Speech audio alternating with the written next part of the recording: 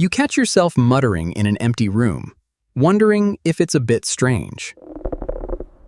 Society might label this habit as peculiar, but modern psychology calls it a high-performance cognitive tool.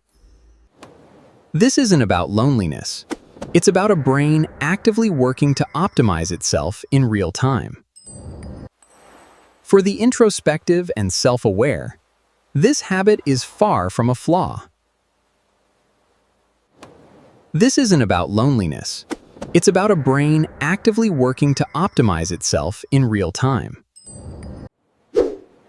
Today, we're exploring 4 of those powerful strengths. We'll uncover why your brain does this, how to use it, and a critical warning sign. By the end, you'll see this quiet habit not as a quirk, but as a genuine superpower. If you narrate tasks, rehearse conversations, or think better by hearing your thoughts, this is for you.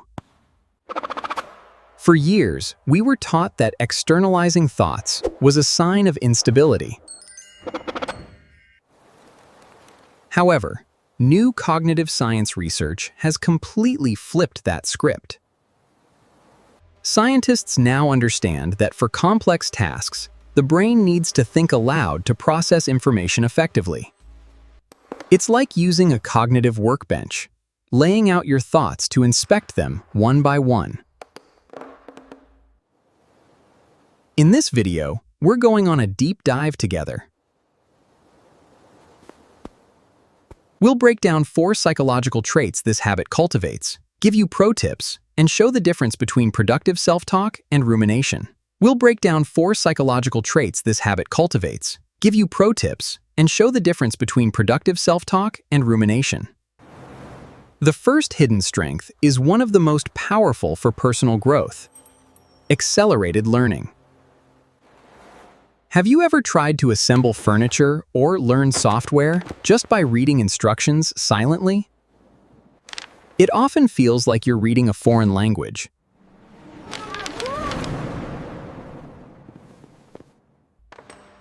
Okay, so this piece connects to that piece. Then I use the small screw. Suddenly, the process becomes clearer and more manageable. This isn't imagination. It's a well-documented phenomenon in cognitive science: the self-explanation effect. When you force your brain to articulate a process out loud, you transform abstract knowledge into concrete steps. You are forcing your brain to write lecture notes, not just passively attend the class. This active engagement flags gaps in your understanding immediately. The moment you can't explain the next step aloud, you discover what you don't truly understand. This process strengthens memory consolidation. By engaging your linguistic and motor systems through speech, you create a richer, multisensory memory trace. Spoken information is often retained far longer and with greater accuracy. You are essentially building a more robust neural pathway for new information. People who talk to themselves during learning aren't slow. They are being incredibly efficient. They use an intuitive cognitive hack to deepen understanding and accelerate mastery. Here's a pro tip you can use immediately. Ta-da! Oh, thank you. This is very helpful. Next time you're learning something complex, don't just reread it. Stand up, walk around, and explain the concept aloud to an imaginary person in the room. This single act reveals your weak points and cements knowledge faster than hours of silent study. Moving from mind to heart, the second strength is achieving elite emotional clarity. Imagine a difficult day at work, coming home with a swirling, undefined feeling of stress or anxiety. It's a heavy fog in your mind, making it hard to think or relax. Most people stay stuck in that fog, letting emotion dictate their evening. But the self-talker might sit down and ask, "Okay, what is really going on right now?" They might continue, "You are feeling overwhelmed because of that email, not because the whole day was a disaster." This simple linguistic shift from I to you, or using your own name, is called distanced self-talk. It's one of the fastest ways to regulate emotions, a cornerstone of cognitive behavioral therapy. When you use I, you are immersed in the emotion. You feel overwhelmed.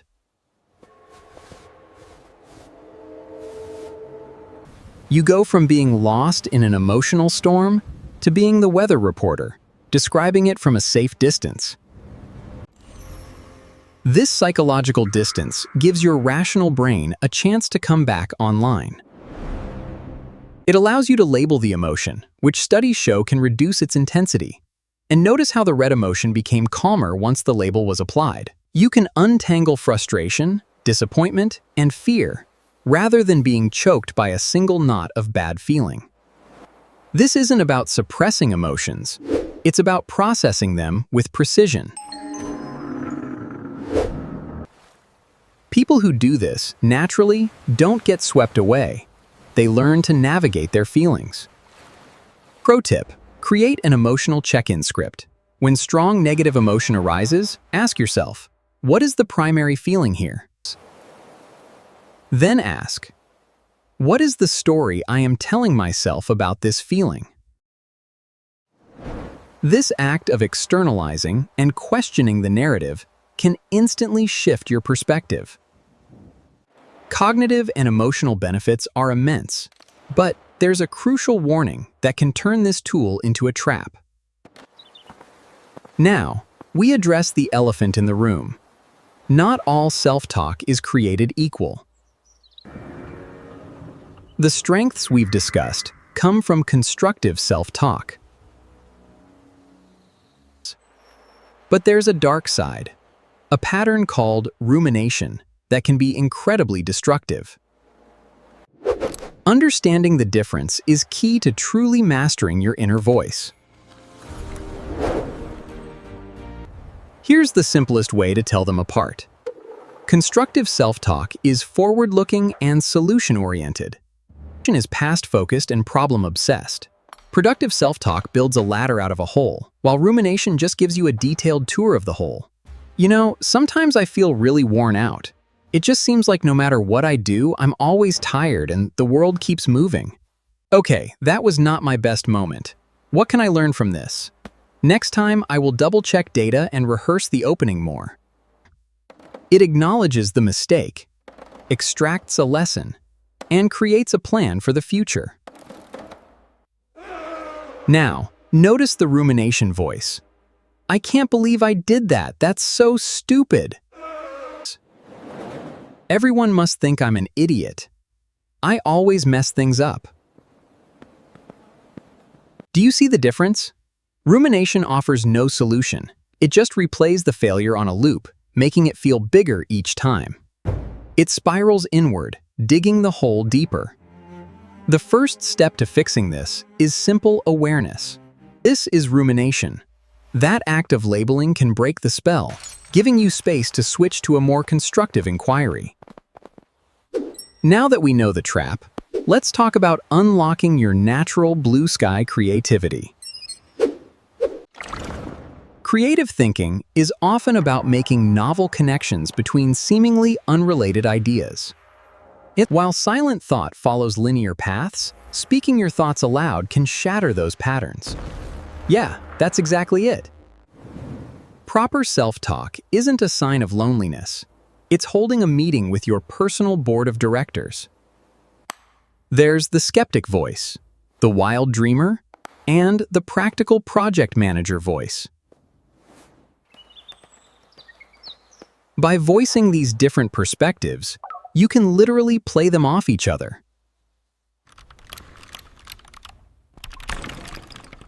Imagine a graphic designer stuck on a logo concept.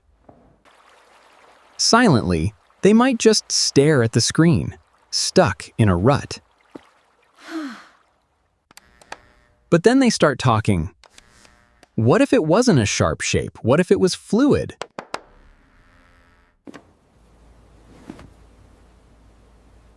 No, that's too gentle for this brand.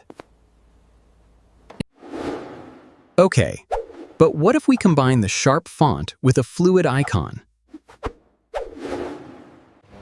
This external dialogue facilitates divergent thinking, the ability to generate a multitude of ideas. It breaks down cognitive rigidity and opens up new neural pathways for exploration. You are literally giving your unexpected thoughts a voice, allowing them to enter the conversation. The quiet muttering of a creative professional isn't madness.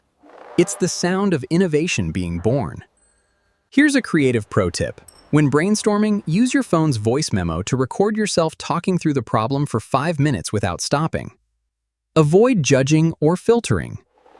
Just let the words flow. And when you play it back, you'll be amazed at the unexpected ideas and connections your board of directors came up with. The fourth and final strength is perhaps the most profound: forging true mental independence. We live in an age of unprecedented noise. Social media, news alerts, and group chats constantly tell you what to think, feel, and want. In this environment, the person who regularly consults themselves first has a distinct advantage. Talking to yourself is checking in with your own North Star before letting the world give you directions. It's about forming your first opinion, the raw, honest one, before it gets diluted by external validation or criticism. This practice builds a deep trust in your own reasoning and intuition. You become less dependent on likes, shares, or approval of others, having had the most important conversation with yourself. Pro tip for big decisions: before asking anyone's opinion, go for a walk and articulate the entire situation out loud. Discuss the pros, cons, your worries, and aspirations, as if talking to a trusted advisor. Often, by the end of that walk, you'll find you already know the answer that is truest to you. So let's bring this all together. What you once thought was a strange habit is actually a suite of powerful cognitive tools. So let's bring this all together.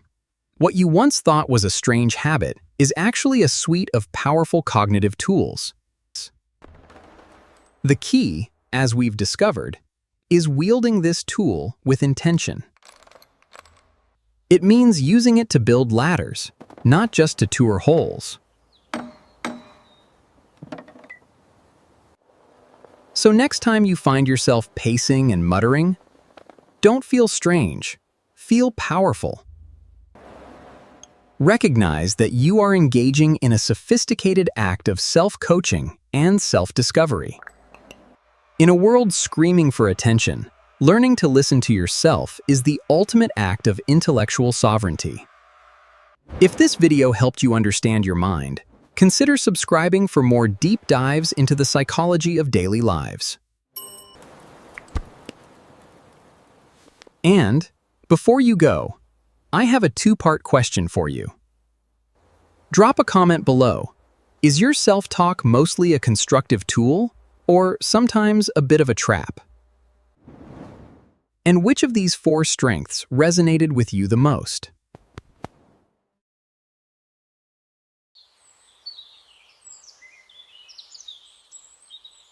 Thank you for watching.